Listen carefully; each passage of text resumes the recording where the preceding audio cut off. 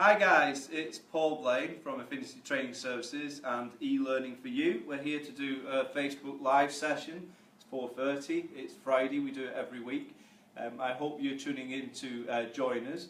We are very privileged this week because the topic that we've chosen is social media, and we have here with us Chelsea Hankin, who is from CPL online learning. We are doing this live from Birkenhead in Liverpool, so slightly different from my office, hence the reason for the background. We are going to look very much at social media and how to do it right. Before I go into that, I just want to sort of like say to everybody, please go over to our website. It's www.elearningforyou.co.uk. All the videos of every week we've done are on there. All you've got to do is click the YouTube button, which is right at the top, and you'll be able to see the previous short videos that we've done for the Facebook Live sessions. We have quite a few coming up over the next couple of weeks. We're not doing one next week because I'm flying out to Tenerife on Sunday, so you'll have a week off from the Facebook Live. But when we come back, we'll be looking at competency assessments for the care industry. We will be doing a CQC Facebook Live where we have a CQC inspector who's actually coming in to help us and take questions on that Facebook Live session. There's so many we're going to do throughout the course of the year, so please keep coming in, keep interacting with us, it's very important. Keep watching and keep sharing it out on Facebook so that everybody can see. It is free and it's good for your CPD. There's little tips that you may get going into the weekend that can help you in your business planning, in your organisation and in your own personal development. So please, as I say, keep coming, keep watching. We'll do our best to give you some tips and advice. Today's subject is very much on social media, as I said, and there's a lot of people out there that engage on a personal level with social media. There's a lot of big businesses out there that engage with it from a marketing tool and spend hundreds of thousands, if not millions, trying to attract the audience and the attention of it. It's a new form of advertising in reality. The smaller businesses, we tend to do okay at it. We're good at putting up posts, we're good at setting up sites, but we're not really giving it the attention and the detail it deserves. And for those companies that aren't doing social media at all, you really need to get yourself into the future, because it is where it's going. It is where your staff are going to come from. It is where your footfall into your premise is going to come from. It is how the community know that you're there. So whether it be for staff members, whether it be for MDs, whether it be for service users, clients, this social media is the way forward. And as I said before, I'm not going to sit here and do all the talking today, because I'm very fortunate to have Chelsea alongside me. Chelsea, as I said, is the Group Marketing Manager at CPL, and she takes care of a lot of the social media content. She takes care of the digital marketing and actually goes out and trains people specifically on how to do it properly. Yeah. So, I mean, in terms of Chelsea, the viewers, I'm sure if they've got any questions, if they fire them away, Chelsea will be more than happy to help you or to maybe answer those questions. If you're watching this later on because you couldn't make the interactive section of the live session, then please put them there and I will forward them on to Chelsea, who I'm sure will be able to help. That's free of charge. If you wanted to do a lot of work, I'm sure there will be a charge equated to that. The first thing, Chelsea, I want to look at in social media, I mean, we have our social media pages such as Facebook, we have LinkedIn, we have Snapchat, the likes of that. But for the smaller business getting into things, I'd say that the biggest audience is going to be on Facebook. Would that be right? Yeah, I'd certainly say Facebook is one of the probably easiest to start into, and it's also one that you will get the most out of as an immediate. Because you know, the majority of people, I think, you know, comparatively, if you're looking at Snapchat to Facebook, I think Facebook has so many billion per day, and Snapchat, which everyone is kind of talking about at the moment, actually has only a tiny percentage of users. It's still a very large amount, but Facebook still is the dominant factor. And yet, setting up a Facebook page and running it is much simpler, and you will start to see results from it a lot quicker. And it also acts almost as a website to your business. Facebook has some fantastic tools built into the menu options that you can add on, so you can actually create more of a website feel to it, and really a great information point about your business. You can store a lot of information that anyone would need in this one area. Yeah, it's fantastic. I mean, even to the point of getting you up the Google rankings, Facebook works really well, because the more content you put onto it, the more information there's going to be available about your company when somebody puts into the Google search. And it's something that if you're not doing that now, you're missing a trick, because the majority of people that look at your organisation will look on Google first, or will look at the social media platforms to see who you are. Even down to the point, if someone is put their name forward to come in for a job interview, a job applicant, you check them out first on their social media. It's really becoming the thing that everybody relies on nowadays. Yeah, it's become so mainstream in terms of how we now communicate with everything. Really, it's a touch point to all of our lives. There's hardly no one in the world who doesn't have a social media account, be it LinkedIn, be it a Twitter account, at Facebook. Everyone touches social media on a daily basis, multiple times a day. That's where everyone's kind of attention is on those social media sites. So it's important to be in that area to capture on that attention. So the big thing that I often see that I think is the problem is I see a lot of companies spending a lot of money or a lot of time where they're actually putting just blanket posts out there on their Facebook page, and they may put them out once a week or once every other day, but in reality they're not connecting with anybody. They're not engaging conversation through the comments. It's quite literally just a static post that goes out there. I mean, surely that's the wrong way to do it. Well, yeah, the whole purpose is social media, so it's to try and create a social environment. It's to create a community. It's to talk and to have a two-way conversation. It's not you just talking at someone. It's encouraging them to talk back with you. Absolutely. I mean, just on that point, we've worked with many homes ourselves, or many companies on social media, and the one thing that we've always said, the first thing you've got to do is internally get the engagement, because your workforce is on social media. So the more that you can get it out to them, the better it is in terms of going out to a larger audience, a larger community. So how would you actually get staff engaged? What would you do?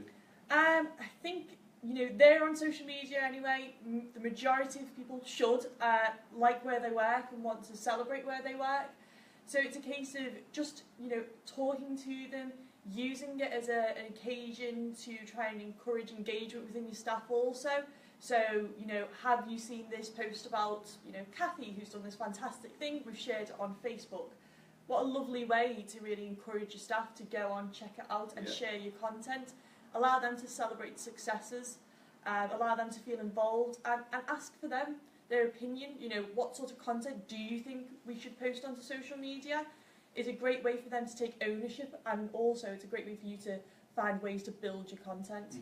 Absolutely. I mean, I think there's key tips there in terms of that engagement. If you make it about someone and they take ownership, then they become involved, and they're more likely to share, because the sharing process is the big thing, isn't it? If I can share it from one site and it gets shared 10 times, then that's 10 times the volume it's going out to, and therefore there's more opportunity that it's going to go out and out and out, and that's your target audience, because people are sharing it because they think that somebody else may be interested in it. Yeah, and it's similar interest. A group of friends or a group of acquaintances or family members will more than likely have the similar or same interests or needs or wants. So if they're going to share that content, it's already a target market ready-made for you, and that's a really powerful tool. Absolutely. I mean, in terms of just to look at social media as a whole, and we have sort of like concentrated a little bit of our efforts on Facebook at the moment, because you're trying to promote your business. It is going to target it, and as I said before, that could target members of staff who potentially like the content you're putting on, see you as being a caring and friendly organisation, see that you're actually trying to develop your workforce and get your message out there, that actually makes you far more appealing to the other care home, let's say, for instance, that's down the road. So those with a much more personal Facebook approach seem to do better than those that have got more of a commercial approach. Yeah. And that goes out to the large organisations. So for instance, if you're an organisation that has national business with 300 separate organisations scattered across the country, and you have one social media team that's actually spouting out information about why you're so good, it's not actually telling you that the individual organisation that's in Norwich is actually really good. There's nothing personal about that. So when you do that sort of thing, you're not really engaging staff at that level about their home, and therefore the content can be a generic content instead of a specified content. So to me, it's so important that care homes do tend to try and take some ownership, or individual businesses to that point of view, take ownership of the content they're putting on there. And yeah, no, I can completely agree, and this is kind of a debate that I've had with a lot of people. And for me, I see it being a case of, and it's not always achievable because obviously there's time constraints, etc. But local level marketing works so much better. Having something that is created for your local market, so you're speaking in the language that they would use, you're using reference points that would actually connect with them and emote. And that's what you want to do. You want to create an emotional reaction out of someone. If it is very corporate, it's, you know, generic, that's not really going to engage with someone on a level where actually, you know, so-and-so down the road who is in the community, who everyone knows, yeah, that really connects with an audience, and that I think is such a powerful tool. Yeah, I mean, in terms of, I just want to sort of like draw back. So say I'm a business and I'm just starting out, and we've worked out that we've got to put content onto our Facebook page. So the first thing is got to be the target audience that we're trying to get. And this is another key bit that people miss, because, I mean, we were having a conversation before we went live a lot about around the fact that it's all right saying you've got 10,000 likes, but how many people are actually interested in what it is that you're putting out there? Is that something that you say to people that? Yeah, and the phrase that I've coined from someone who's an absolute expert on social media. His name's Gary Vaynerchuk, or Gary V, and he talks around it, and I completely agree. It's don't focus on depth rather than width. So sometimes we look at the ego statistic. So I've got, you know, X amount of thousand people who like my page, but only 10 of those actually engage with your page or should enjoy the content that you're posting, or what's relevance to them, what's going to make an action. Where if you've got 200 people who are really engaged, are completely who you want to be talking to, that is of so much more value. So I completely agree with you. Don't focus on just building numbers. Focus on the depth, focus on cutting through, speaking to the people you want to talk to, your target market's totally important. So we've started it up, and we're building a website. Now, I don't know whether you can see the screen behind me very clearly. It may be a bit blurred because of the lights, but this is a home that we worked with on terms of the social media. And the whole purpose of this was to try and get out to the local community. It's a care facility that's within a village. Yeah. So actually targeting people that sit in Manchester or London, pointless entity. Yeah. So the target market is, can you bring the local community to you? Can you make them understand that there is a care facility within their village? And what is sitting behind those doors that nobody would actually see? Yeah. Then it was about getting staff to be sort of like, as you said before, engaged and proud of their Facebook page, that they wanted to like it and they wanted to share the posts out. And then the next target was, could it actually improve occupancy? Yeah. Because the target market you're going for is within your local area. So when we look at this page here, yes, it may only have 120, 130 likes, but there are 120 to 130 likes from that exact area. And when we actually look at this now, this facility has had the preschools coming in, it's had the high schools coming in, it's had air cadets, it's had everything from the local community, all the groups.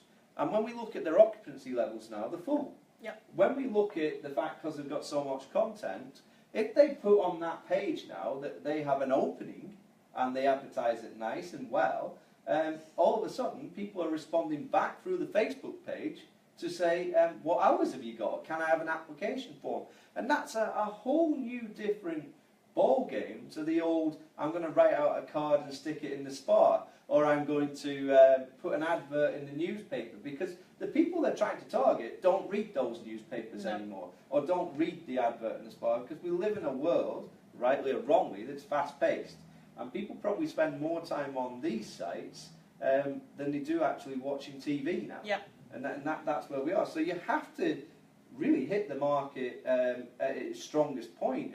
And we've talked over the last couple of weeks about future, about vision, about recruitment, about staff retention in a lot of these Facebook Live sessions.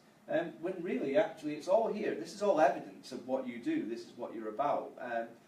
Now, obviously, if you're going to post pictures of community groups, you're going to have to make sure that you've got the rights to do that. So the disclaimers. But the target here, I mean, what Chelsea showed me before, which is very interesting, is that if you have your page, and I'm just going to draw away a bit, we may need to bring the camera a bit closer, but this Insight tab here is so important now when we look at things, because it actually starts to show us what our interaction is like, post by post. So you can see here the preschool one that you just seen up. It's got a fantastic engagement level. And the ones that don't necessarily have a fantastic engagement level are showing you that they haven't really appealed to your market. Mm-hmm. So how would you read that? What would it make you focus on, Chelsea? It's just a great opportunity to look at content that has worked for you and kind of explore the reason why that may have been, and then to try and recreate that success, because you want to create content that's of interest and of value to the people who are going to be coming to your page and continually to return to your page and interact with your content. So if you can look and really dig into, and there's so much you can do with Insights, but I won't try and confuse anyone. If you can look into this and grasp and say, okay, why did that work so well? Let's try and recreate that again. And then you can test it and say, well, we've done it again in a slightly different way. Has it worked again? Yes. Okay, well, we know that's a solid kind of evidence then. And you can kind of then put that into your plan or your strategy for how you are going to post and create content. Because when you first go in and start using social media and creating content, a lot of the time it's hard to know, am I doing this right? Is this the right type of thing? What should I be doing? What should I be talking about? So really testing it, looking at what's work, and repeating success again is a fantastic tool for you. So how often would you say that you want to be sending posts out? I mean, I think sometimes what happens is somebody takes I try to use a nicer word, but they take a halfway approach in terms of they have to commit to it. How often would you recommend that you should be posting? I think at least once a day is, for me, I think that would be the lowest. The more you could post on social media without annoying people and completely flooding news feeds, the better, as long as it's really interaction. But once a day would be a baseline. It's going to be difficult to get to that stage, but you will be able to do it because you'll be able to look at, you'll get into a pattern or a flow. There'll be certain days where you'll think we'll post this type of content on Monday, Tuesday, Wednesday, and you'll create a social media plan, and you'll start thinking, actually, okay, well, we know where we are now and we can achieve this. And the scheduling tool, so when you go on to create a post, you can schedule. It's really, really great because you can dedicate a small amount of time and then have this as almost your baseline activity. So you're not having to feel like you've got to grab your phone and think of something to write and write it down and post it quickly just in that couple of minutes in the day. You can dedicate time to it, think through it thoughtfully, and then put something out that's really going to work for you. That's fantastic for people out there to actually start to understand that, take half an hour in your day or even 20 minutes and start to plan out what it is that you're trying to do, when's that post going to go out, how's it going to interact with people, and then you can go back to it and see whether it's worked by looking at your analytics that sit behind it. How would you feed, before I jump on to the likes of Twitter and that, in terms of a post, if you're putting it out there, what works best? Text, picture, video, where's it going? What's the best? Yeah, Video content is huge. Obviously, Facebook Live was introduced to kind of capitalise on that video content platform. And Facebook has built algorithms, which is a fancy way of saying how they show you the content that's going to be in your news feed. And they weight different posts. So a text-based post is the lowest, a post with a picture is rated higher, and then video content is the highest. And this is currently at the moment, and this will change quite regularly, so you need to keep on top of it. But it'll just, that means if you create a video content post, that's much more likely to go into people's news feeds than if you just type a text-based post and put that out there. So looking at that is really important, to be able to put your content in front of their eyes, because Facebook now wants you to pay, almost. Well, it does. It wants you to pay for advertising to put your content. So you want to try and create the most organic reach. So you need people to, the more people interact with you, the more it'll plug into their news feeds. And if you're creating content that Facebook values, such as video content, they will push that in and allow you to improve on that organic reach. And Mark Zuckerberg himself actually said that, didn't he? Yeah. That it was all about the video going forward, the footage. We've been going for 20 minutes. I mean, this is really interesting, and I know people will be engaging with this later on. I just want to sort of like touch base on Twitter. I mean, that's another good method of getting statements out there, isn't it? And it can feed into the whole social media content. Yeah, Twitter's had a bit of a difficult time. It kind of lost its way. I had so many users and so many people posting content, it just became a constant stream and no one was really engaging. They've been playing around with algorithms again to show you content that's relevant, so things you may have missed. Twitter, I still feel it has value, but it's the way in which you use Twitter. Once again, creating more engaging content and trying to almost use up the space. So once again, pictures, content is really important because you get more space in a timeline, so it's much more likely to capture people's eye rather than just a ream of text. But Twitter, I think, is really great for communication. It's instant, it's access. How many times have you had an experience and you go onto Twitter to type to the people, "Hi, why has this not happened?" and you'll immediately get a reply back.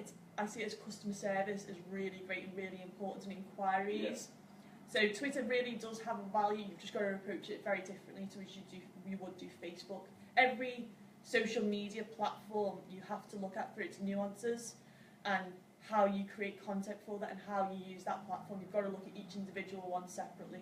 Because when we're looking at the likes of LinkedIn, that's more the professional side of things, isn't it? So that's a good way to go after contacts for your business, your growth, etc. like that. Mixing with like-minded peers about the way in which you can form partnerships.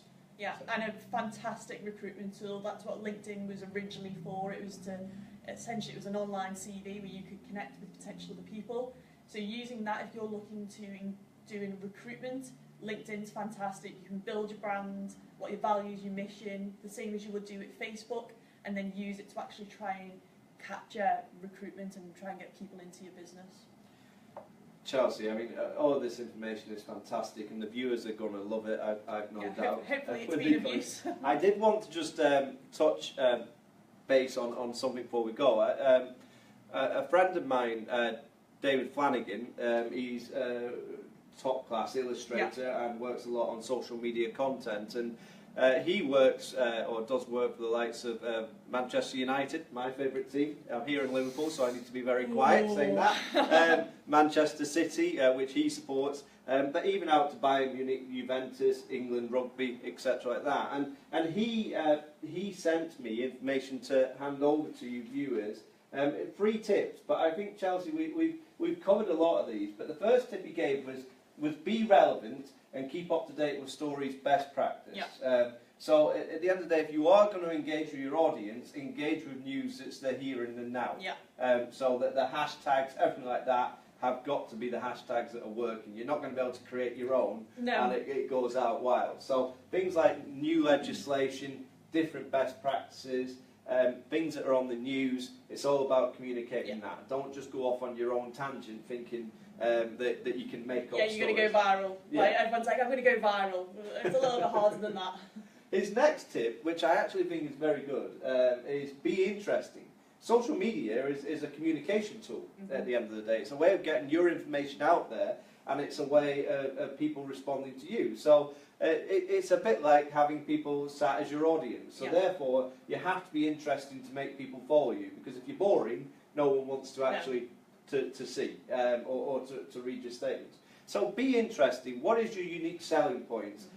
What is it that's going to make people want to engage with you, instead of actually just putting out posts there to say we're brilliant and that's it. It's got to be a case of what's in it for them. Absolutely.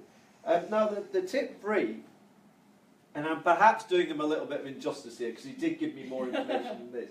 But tip 3, the way I broke this down, I actually think that this is a bit that stuck in my mind the most, because he said, be social, don't stalk, talk.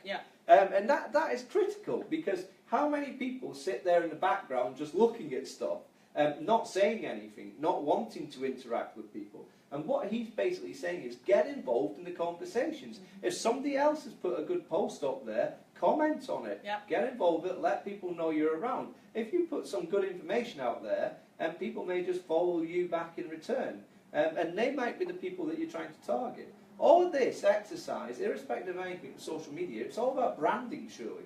It's about putting your brand out there and making people know who you are. And the days have gone where we had big ad agencies that would do that through commercials on TV or in magazines. Yes, it still happens, but most advertisement, most branding now is happening through social media.